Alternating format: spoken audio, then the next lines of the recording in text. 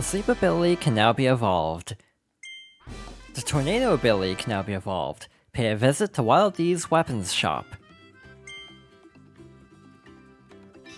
Welcome back to more Kirby and the Forgotten Land.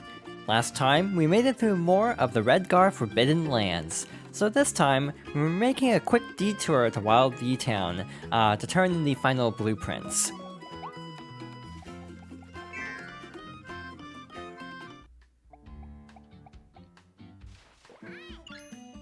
Wow, you have so many new blueprints to give me. Alright, let me get my tools ready, then we'll get this evolution started.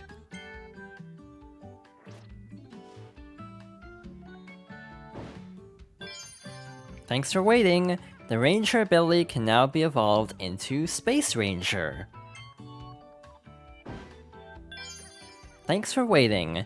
The Tornado ability can now be evolved into Storm Tornado. Thanks for waiting! The Sleep ability can now be evolved into Deep Sleep. I don't want to upgrade anything right now, but I just wanted to show off that we've basically found most of the blueprints. There are only a few more left, but they're actually connected to the story. I think we found all the ones in levels, though. To verify this, let's talk to Wise Waddle-Dee. How do you do, Kirby? Would you like to hear the latest info from around the world?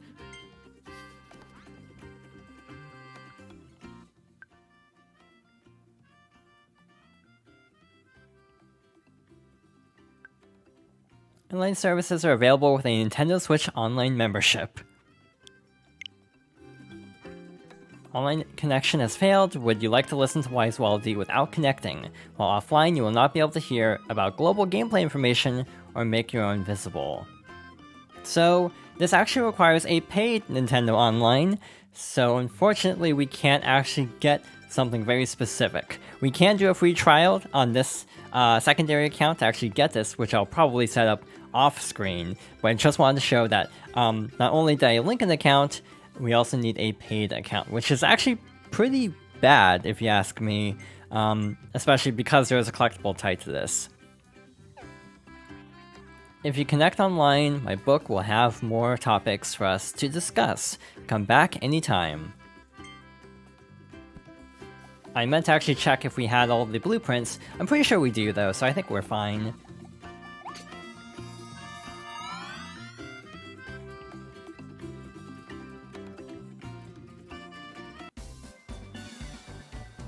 Alright, so let's head over to the Forbidden Lands.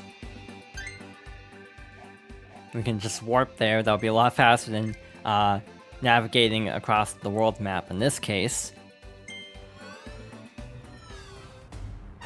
And our next stage is the Beast Pack's Final Stand.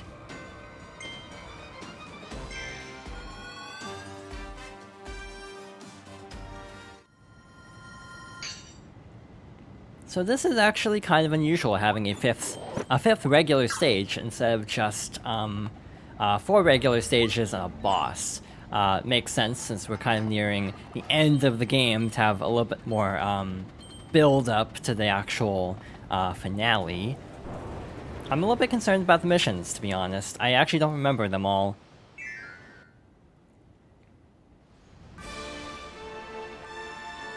We have very dramatic music going into this final area. Very fitting, again, for The Last Stand. I do like the build-up in this game. I actually think it's really well done. So our first mission isn't too bad.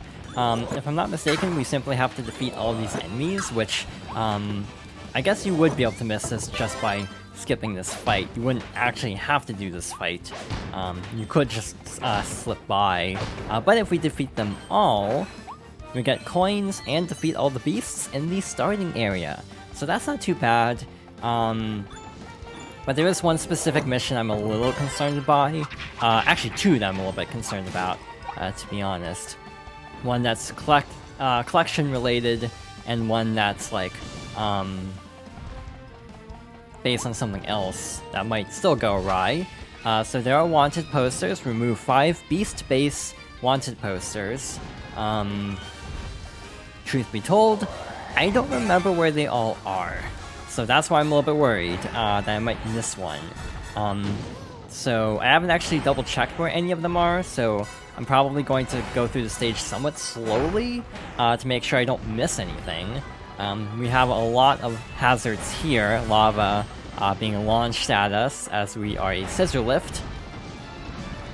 Alright, so we have our first Waddle Dee of the stage, presumably. I hope it's the first one at least. And it is, so we're good to go. This is honestly a really cool final stage because it actually does a good job of incorporating various elements that we've seen throughout our adventure into one like final hurrah of sorts. So we're starting out with Scissor Lift, but I think we'll be seeing more than just this in terms of Mouthful mode transformations as we make our way through the stage. But yeah, I'm definitely keeping an eye out for the wanted posters. I do not want to miss any.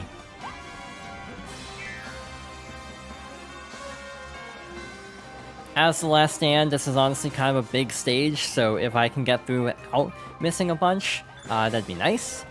There's one actually hidden right here. You can get that later, and it's actually easier to see at a later time. But while I'm thinking about it, I figured I might as well get that now. I mean, I like fire as an ability. Meta Knight's Sword is also extremely good, though. You can't go wrong with either, basically. So yeah, those are my go-tos for this game. Meta Knight's Sword or Dragon Fire. So far, there's one ability, actually 2 abilities that I actually like quite a bit as well. But we haven't gotten those upgrades yet. Alright, so next up we have the Water Balloon Mouthful mode transformation.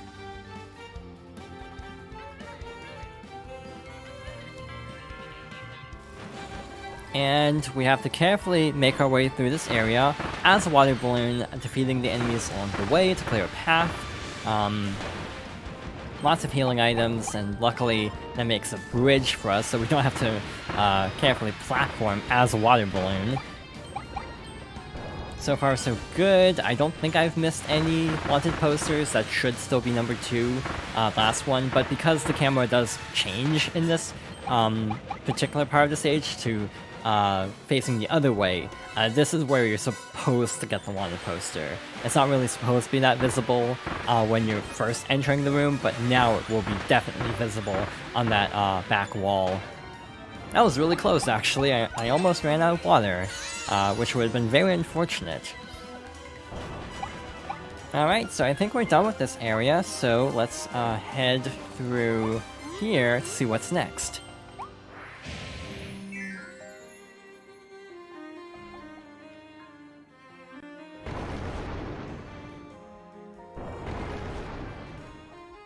I actually didn't realize how this worked before, believe it or not. I didn't realize that this is basically like you go through that area to save the Waddle Dee, and then you actually leave and then go through the top path.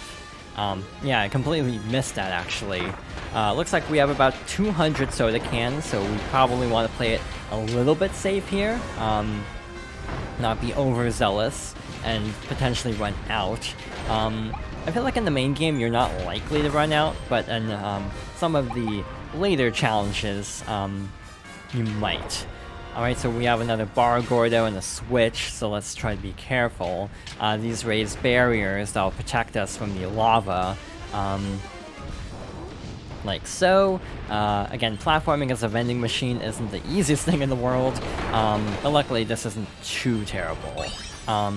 Later on, there is a mission involving Mouthful mode, but that won't be for a while, thankfully, so we can actually get through this without worrying too much. So we have a staircase over there.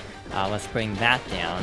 I'm actually very glad that the mission does not apply until later, because otherwise I would have messed up the mission twice now. Alright, so we have the snake enemy. It is nice actually having a lot of original enemies in this game. I almost feel like it's something that you don't see a lot in Kirby games specifically, is like original enemy types. So it is actually refreshing to see so many original enemies. Alright, that actually blocks the staircase. That's actually really nice. Hedgehog and Tornado. Not a great place to be fighting an enemy that has a spike attack like that. But we made it through relatively in one piece. I say as we're below half health. I don't know if we've actually gotten a game over yet. I don't think we have. But again, you only lose coins if you get a game over, or if you lose all your health, since there's no life system. I actually do like how games have been moving away from lives, or lives, instead just giving you like a small penalty if you run out of health. I think that's a better compromise, sort of a more modern take on still incentivizing being careful, but not being as, like, punishing, I guess. Also, there was the third wanted poster. I am trying to remember if that's actually supposed to be the third wanted poster, hence why I'm kind of, like, wandering around a little bit. Yeah, I think that is supposed to be the third one, so I think we're good to move on.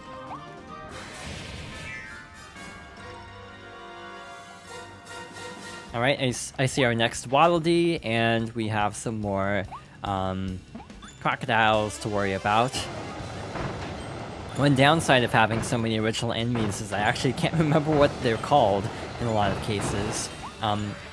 Again, I almost wish more information was provided in the like pause screens rather than in the figurines, because I do miss the boss descriptions being like in the pause screen, like in the older Kirby games, because that's just a really easy way to quickly see all the information.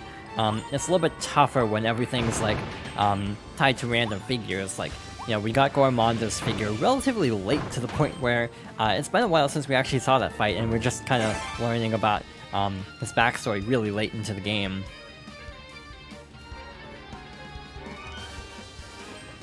Well, there's number 4. I think that does mean we're on track, I hope. I hope it's in the last area, otherwise I have no clue where that could be.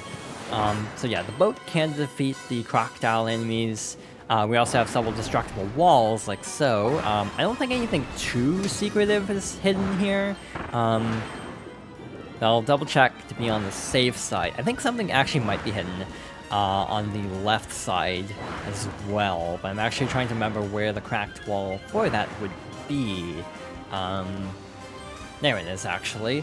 Defeat the enemy first to make it a little bit easier to get through here and see what's behind this wall. So we have a capsule and a bunch of food. Oh, interesting. I actually didn't really think about that. If you jump, the boat will actually move to accommodate, so you don't have to worry about falling into the water, which is actually a relief. I actually wasn't sure how that would work. Alright, so this should be number 4. Meaning we have one Waddle Dee left to save, and one wanted poster left to find. I see Crash over there. I think I won't worry about it, to be honest. I think I'll just stick with Dragon Fire for now, even though Time Crash is a very good ability. I also kind of wish Mike was in this game. It'd be interesting to see, like, upgraded versions of Mike.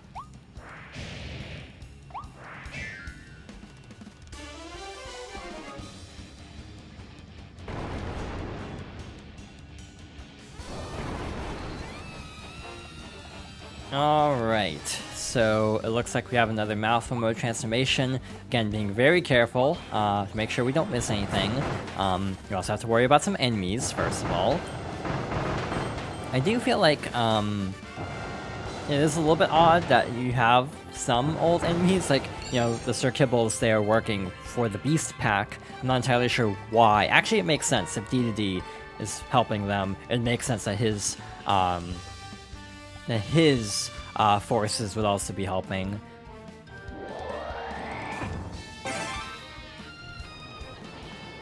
Alright, so we have another arch.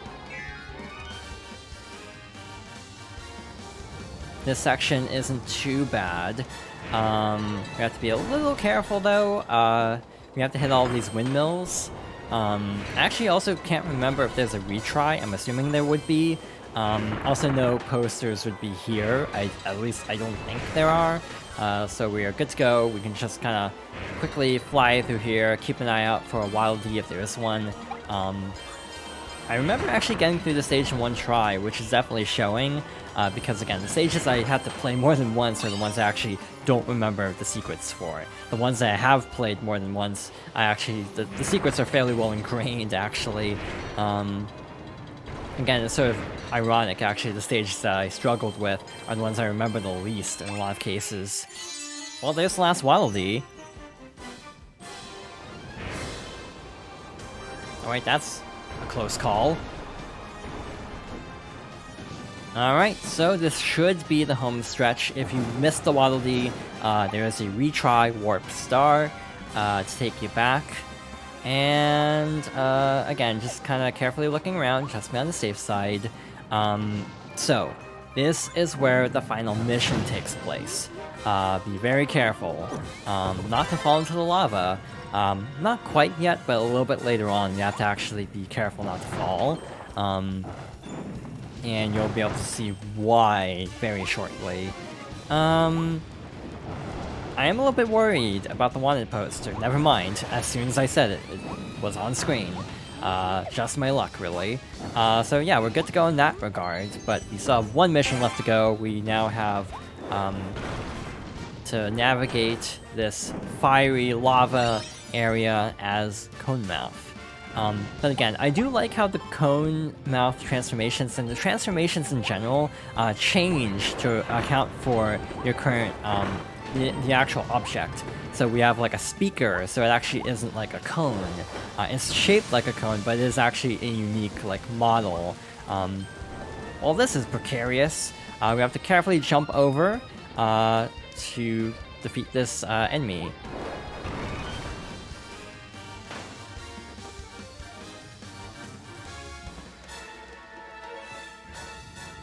And that should be the last mission, but it is not appearing, which means it's probably one where we actually get it after we finish the stage.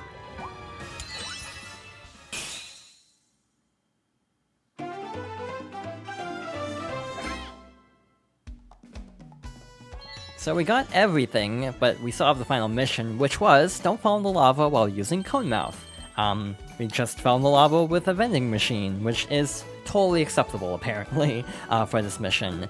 So yeah, with that, we have cleared the final main stage, actually. Lantern switch. Wildie. These delightful residents of Planet Popstar landed in the New World before Kirby arrived. Things looked grim when wild beasts began to capture them and steal their precious food, but with Kirby's help, they're rebuilding their town and starting over.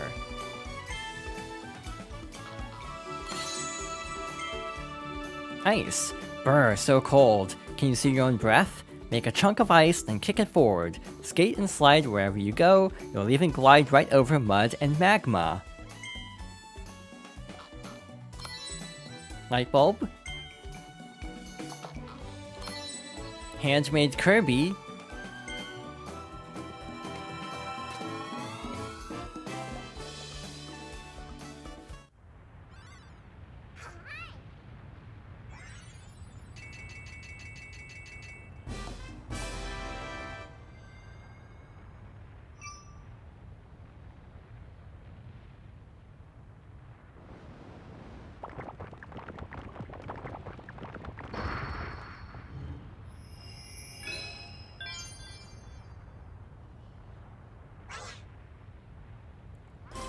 The Wildies helped you open the gate that was blocking your way, head into the stage, and challenge the boss that's guarding this territory.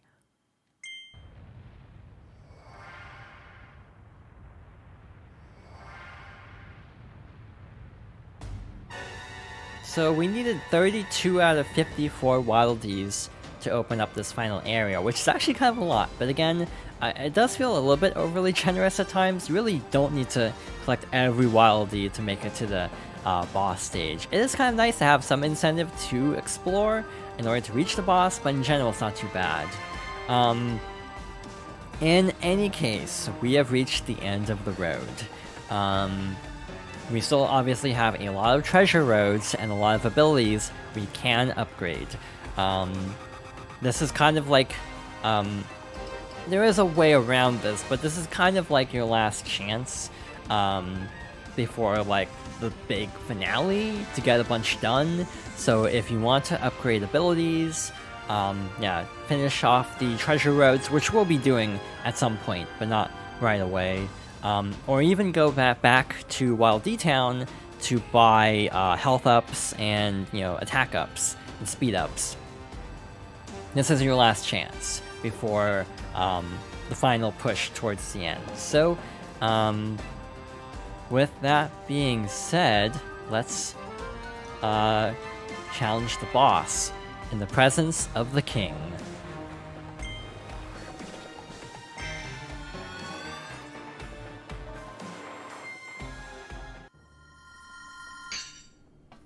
I really like this game's lighting, actually. It really sets a mood well with the light coming in from behind the fan blades. It's surprisingly cool. A lot of this game actually feels surprisingly like ominous and cool, especially for a Kirby game. So let's step on this platform, which will take us to the boss arena. We have Sword, Tornado, Ice, and Ranger, but I think I'll stick with Fire for this. And it looks like we have another encounter with the king.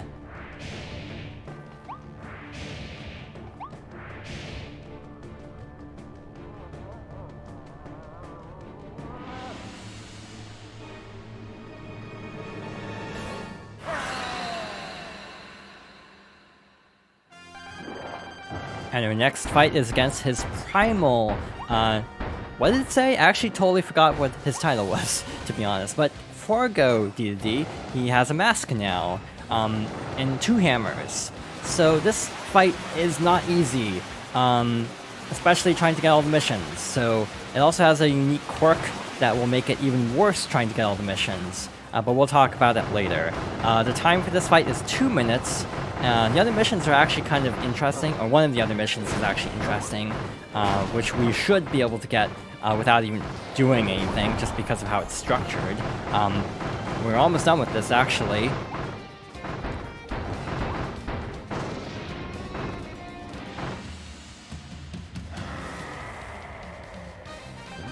And of course, it's not that easy. We have a second phase, where the music really kicks in. That was almost a mistake, trying to jump over that instead of dodging. Luckily, we can dodge, we can hover, there are no achievements or missions about that, so we're good to go all out against King Dedede. This fight is not easy. If I can actually get this first try, I'll be very happy. Dodging on the fire is just a matter of running in a circle, basically. The fire is actually doing a great job of whittling down his health. This attack is actually kind of annoying to dodge. It's actually harder to dodge than it looks. We're actually almost done just because of the fire.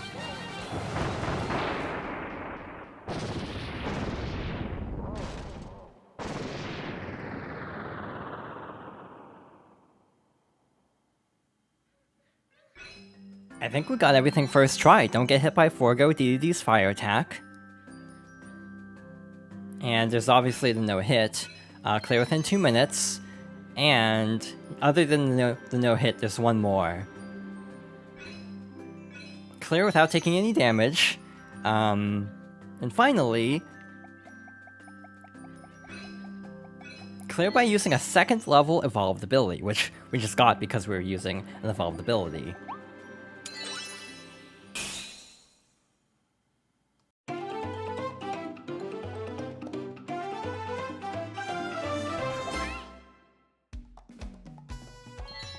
Alright, so a perfect run of the boss. What a good way to end this particular world, especially with how it started.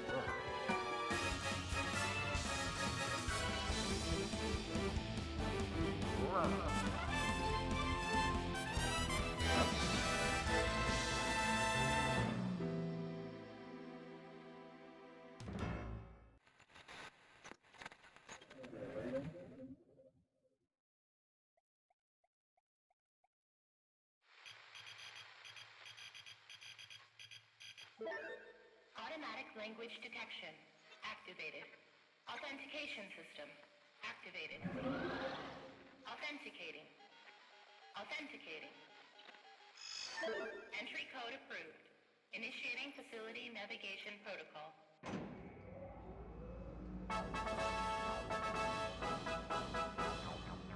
Welcome, visitors, to the Dream Discoveries Tour of our science facility, Lab Discovera.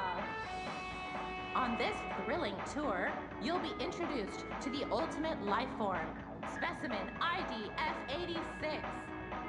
From the moment IDF-86 arrived on our planet, it began a campaign of destruction that threatens the native wildlife of our entire world.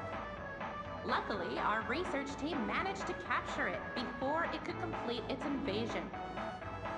Once it was contained, our lab began studying IDF-86's spatial teleportation ability. Research that laid the groundwork for the planetary warp technology we enjoy today.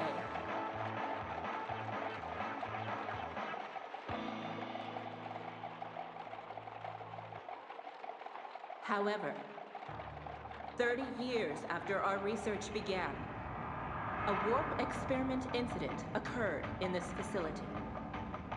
A new life form separated from the main specimen escaped in the aftermath. That new subspecimen has yet to be recovered.